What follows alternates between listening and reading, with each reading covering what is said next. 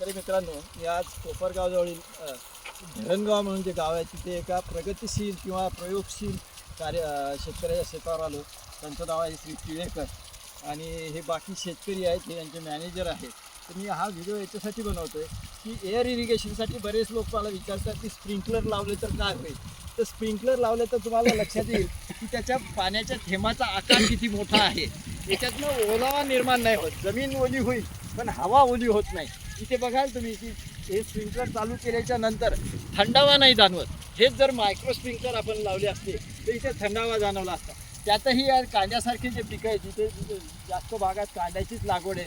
जे इकडे कांदा लागवड करताना तुम्हाला दिसेलही तिकडे मागच्या बाजूला सगळे त्या बाजूला. तर आणि त्याचे हे इथं रोपं खाली तुम्हाला आपल्याजवळच रोपं पण आहेत. तर त्या रोपांना हे कट करून लावतात, रोपं कट करतात असे, आणि त्यामुळे त्याला पुंगळी तयार झाल्यासारखी होते.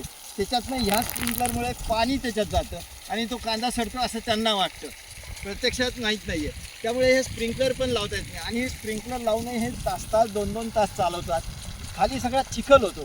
खरं जर चिखल व्हायचा होतं तर मग तसंच पाणी सोडून चाललं असतं, स्प्रिंकलरवर खर्च करायची काही गरज नसते. तर हे आपल्याला समजण्यासाठी की बरेच लोक मला विचारतात मायक्रो स्प्रिंकलर आणि स्प्रिंकलरमध्ये काय फरक आहे, तो फरक दाखवण्यासाठी हा मी व्हिडिओ करतो आहे.